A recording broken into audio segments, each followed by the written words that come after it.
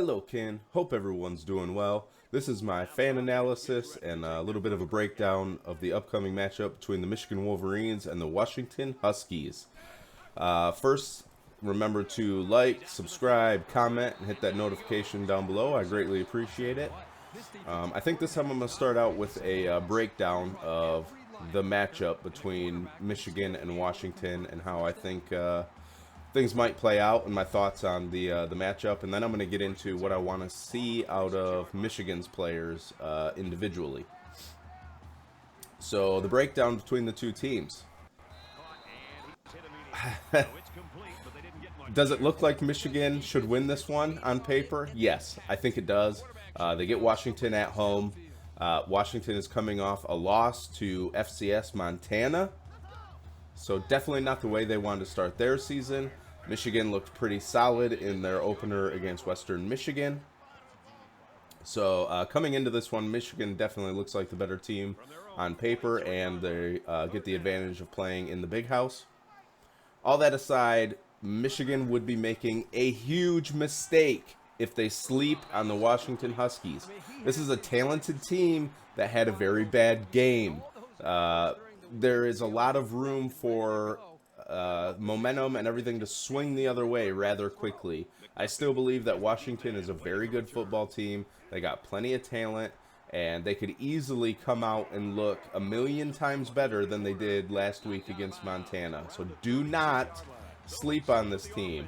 I know Michigan has already come out and said in the press, you know, we're not taking last week's game into account, and I hope that's true. That better be true. Because if you judge Washington based on one poor game, then you're setting yourself up for failure. Do not judge them on one poor performance. They're still a talented team.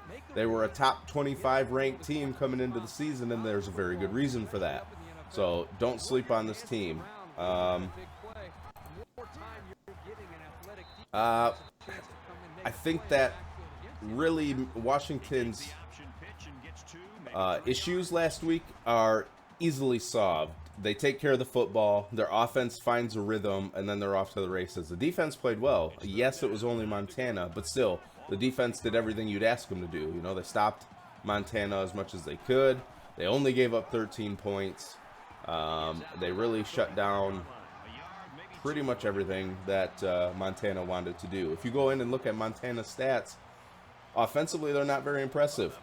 What killed Washington was their offensive turnovers. So I think defensively, Washington's pretty solid. I would expect more of that same performance. And I think the thing to watch there in that matchup is, can Michigan get their run game going? If they do, if they can establish it again, Washington's going to be in trouble.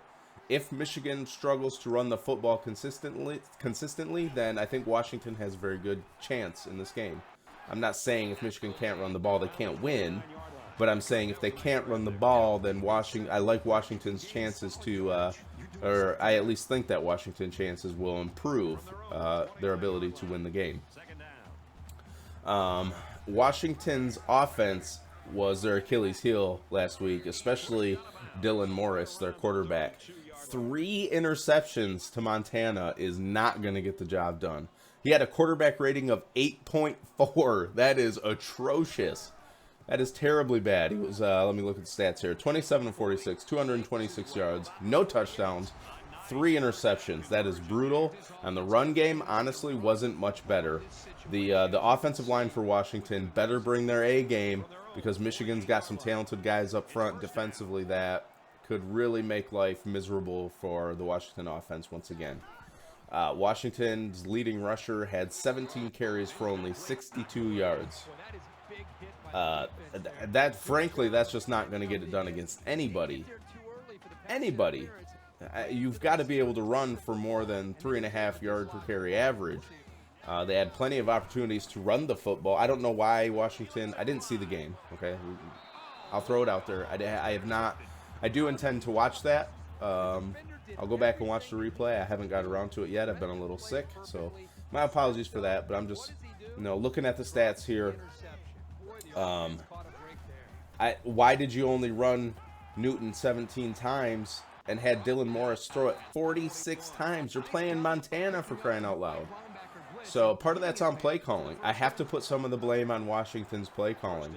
If your quarterback is struggling, especially against a team like Montana, you have got to find a way to run the football to help them out. You have to. I don't care what your excuses are. It's Montana, for crying out loud. Tell your big boys up front, you get this done, or you go sit on the bench. It's that simple. Got to have it. And the same will be true for them against Michigan. I think that if they can't establish some form of running game to make Michigan start to creep guys up into the box to account for that, they're going to be in for a long day. If they get forced into a situation where Michigan goes up early and they have to start throwing the ball, they could be in for a long day because Michigan's got some talented pass rushers. And I expect that if their quarterback didn't learn a lot in the film room, Dylan Morris could seriously struggle, because I felt like Mike McDonald, not McCarthy, I messed that up in the last ones. Apologies to Mike.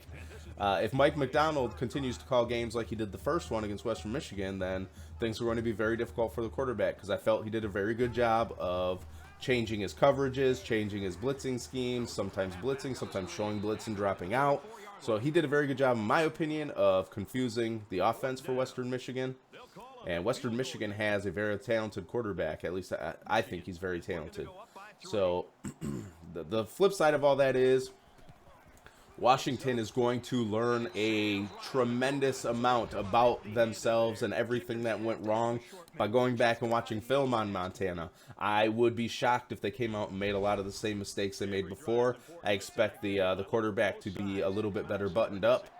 I expect him a loss like that, and you're just going to learn a lot.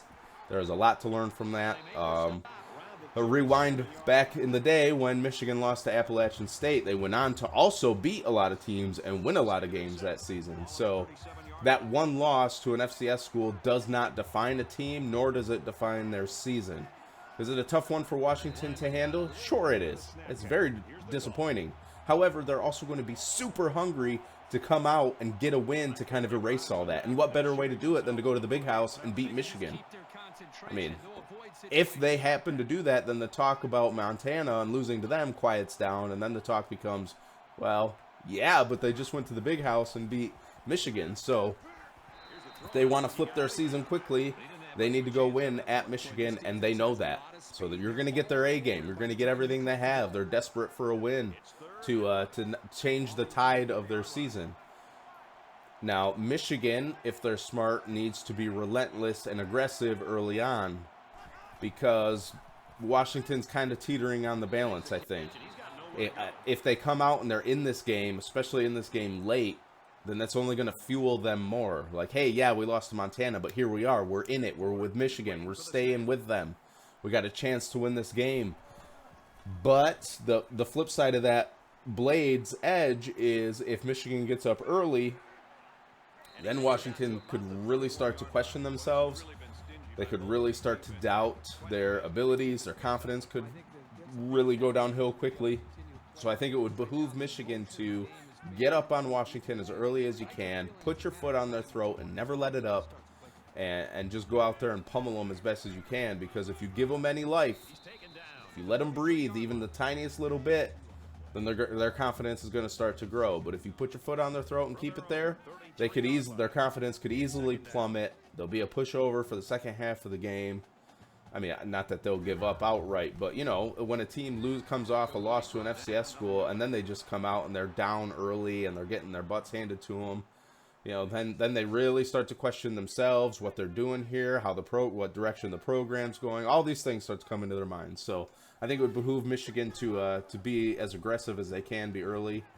You still want to play mistake-free. That's still going to be very important. You don't want to play so aggressive that you're out of control, but you do want to come out with the intention of putting the hurt on Washington early and often.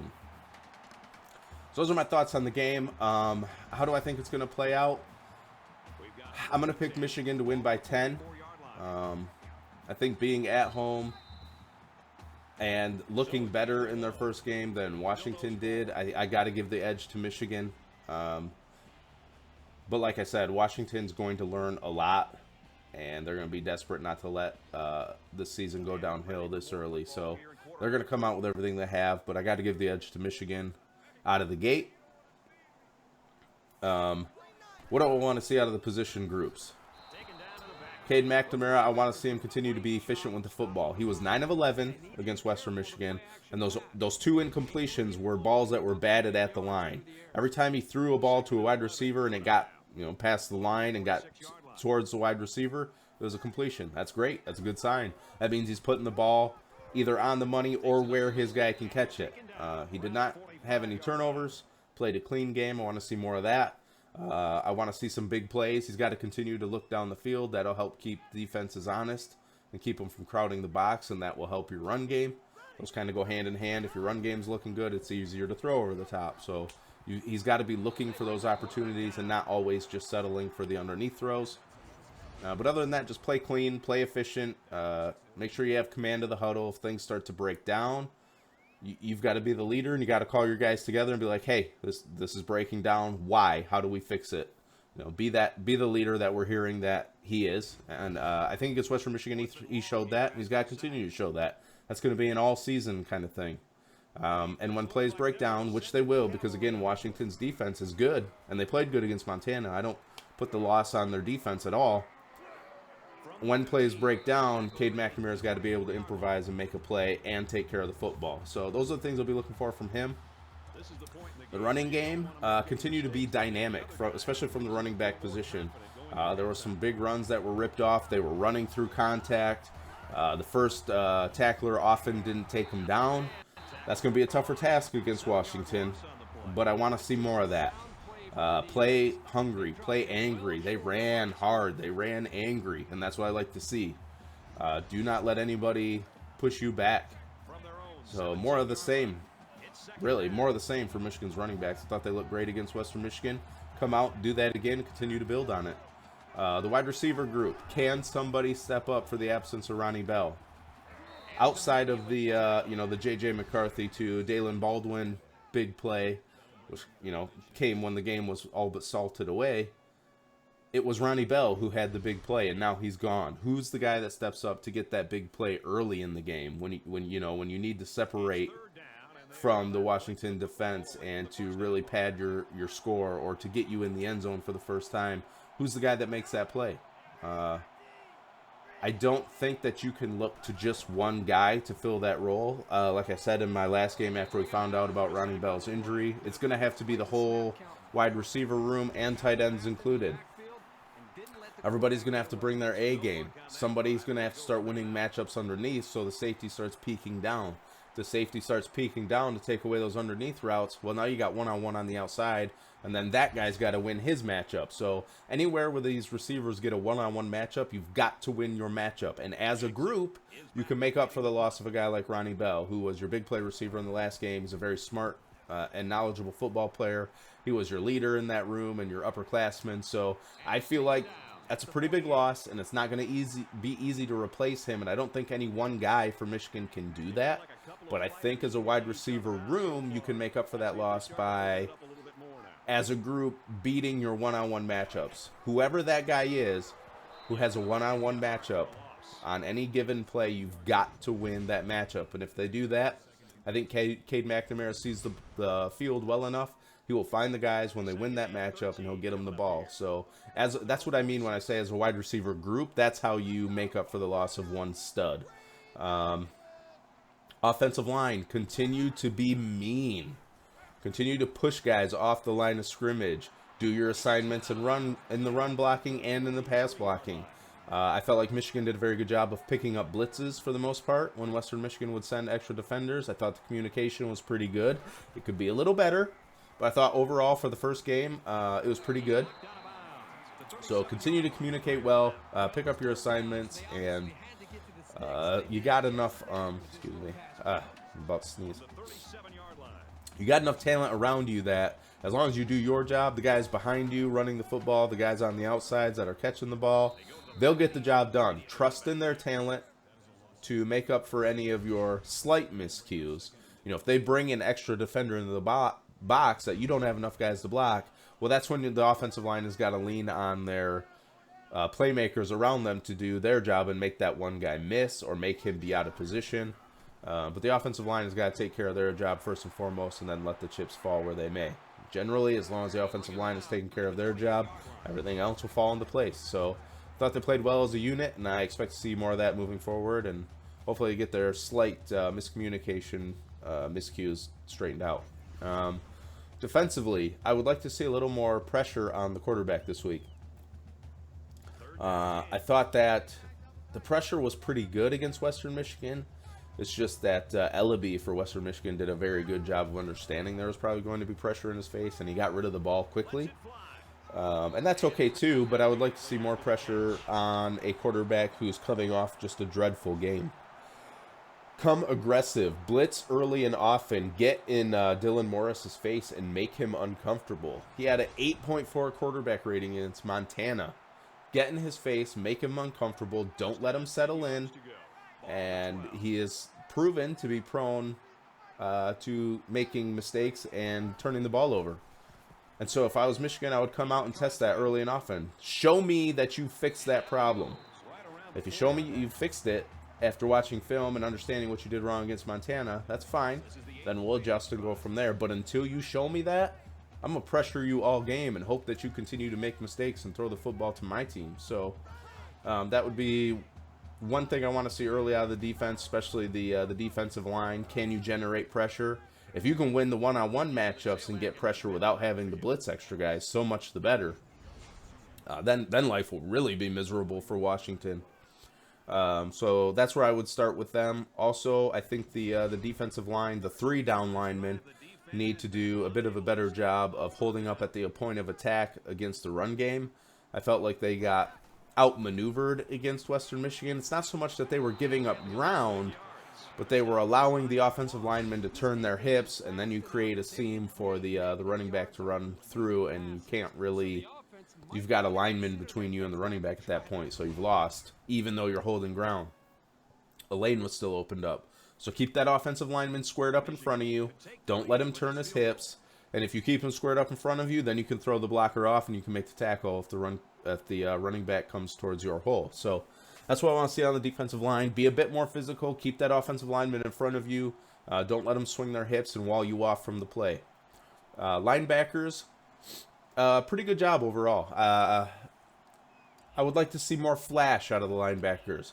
Somebody flash to the ball and make a play. You know, maybe it's a swing pass and you read it and you get out there quick enough to break that pass up so the running back can't bring it in. Maybe a guy's got a giant hole and you suddenly flash in and shut that down and throw a big shoulder into him. Make a play. I saw a lot of guys doing their job, which is good. That's where you want to start. Now let's build on it and let's flash some playmaking ability. Corners and safeties. Just continue to read your keys. Do not try to make up for one another. I think that Vincent Gray and the cornerback group showed against Western Michigan that they've started to figure some things out. So I hope that the safety group does not feel like they need to constantly be watching those guys. You're also going to need to watch for the run game. The safety's got a lot of assignments, a lot of things they have to watch. So just trust one another and trust that your coach, Mike McDonald, will put you guys into a good position to be able to make some plays. So I just want to see them work on their mechanics. If you're in a zone, make sure your eyes are on the quarterback. You know, keep your wide receiver in front of you. Keep it situational awareness. You got to be aware of when the receiver's coming in and out of your zone. But for the most part, keep an eye on the quarterback and try to make a play. He's shown that he's prone to throwing interceptions. So watch the quarterback, and when he looks like he's throwing the ball, make a break on it and make a play. I want to see a little bit more playmaking ability out of the defense as a unit in this game. That's my hope. So those are basically my thoughts on the game. Like I said, I think Michigan by 10. I get the advantage of playing at home and just having a little more confidence right now. But do not sleep on the Washington Huskies. They're going to be hungry. They are desperate. And nothing will change the conversation of their season faster than going to the big house and beating Michigan. So be aware of that. Get aggressive with Washington early. Get up on them early if you can, and really put the screws to them. And then see how things play out from there. So those are my thoughts on the game.